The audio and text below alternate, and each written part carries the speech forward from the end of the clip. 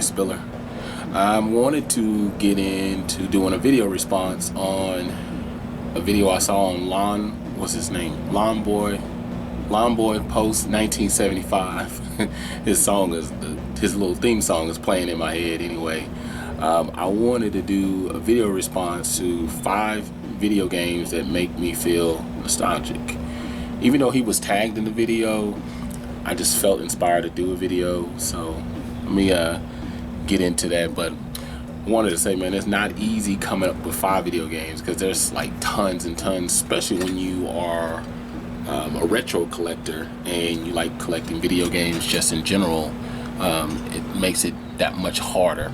So anyway, one of the first games that I wanted to talk about was Zelda Link to the Past. Awesome title. The reason why this game makes me feel nostalgic, it takes me back to a time when I first met one of my best friend, his buddies from high school, because they were like a couple years older. What we used to do, we used to go over his house, we used to go over his buddy's house and play a bunch of video games. And I remember that was the first time I ever actually saw Link to the Past being played, and I just was blown away by the graphics. And I like the little cut scenes, like when you were going in and out of the houses, like little squares would turn into little pixelated bubbles and stuff like that. And so every time I play the game, it takes me back to just that good memory or the good times that I had with the game. The next game I wanted to talk about, of course, one of my favorites, is Mega Man 2. This game does so much for me, man. It was probably one of the first hardest games that I ever beat as a kid anyway. I remember completing this game probably around when I was 11 or 12 when it came out, and I can't even remember what year it came out, but I know it took me a couple months to beat it because of just trying to put the combination of the robots together, figuring everything out. And that theme song at the beginning, just every time I hear the music, the soundtrack is so beautifully put together. It's easily one of my favorite. I think I've even classified this as my favorite NES game of all time, easily. But yeah, it just takes me back to that time where nothing mattered. There was nothing really going on major, too many crazy things going on that I had to worry about, besides other stuff that was happening in my life. The next game, I still remember actually playing this at the store and hearing the opening credits of the song, and that's Super Mario World. Another one of those games that this one takes me back because this goes back to my favorite Christmas of all time, which is 1992. I'll never ever forget that. That was the year I got a Super Nintendo inbox with Super Mario World. I beat the game, but I think I beat the game by New Year's Eve, and I put in all the time that I could, went through all the worlds and stuff like that, found the Star Road and everything. But this game takes me back, and I know I go back and play this countless amount of times and beat this. I can't even tell you how many times, but this definitely takes me back to another good time in my life, and just a locked away moment. And that's the way I look at these video games that I'm talking about today, is that they're just locked away memories that I get to unlock every time, and you just get overwhelmed with nostalgia.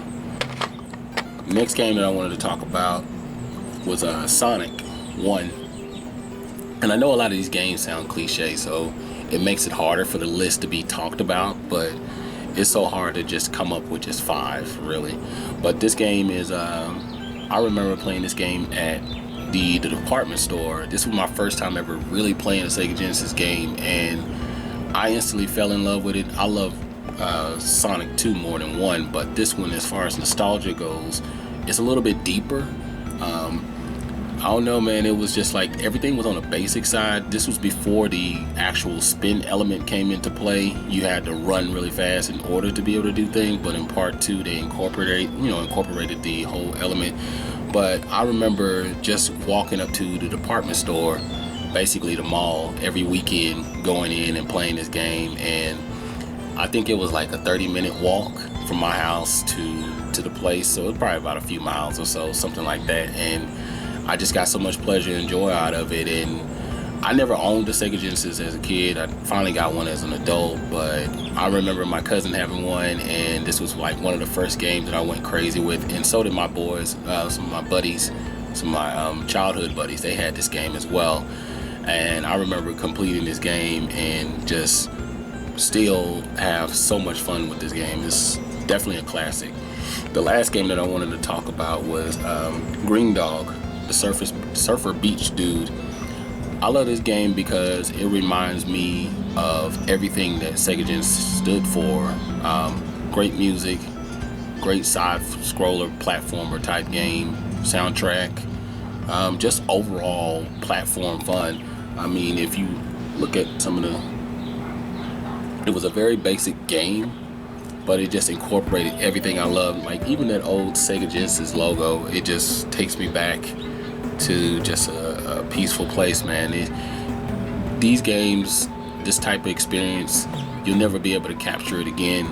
I don't even think with this current gen they'll be able to capture what we captured, you know, back then with the current games. I mean, the current games are fun and everything, but it's just something about what things were before they became what they are now. But other than that, I don't want to take up too much more time, but those are the 5 games that I could come up with.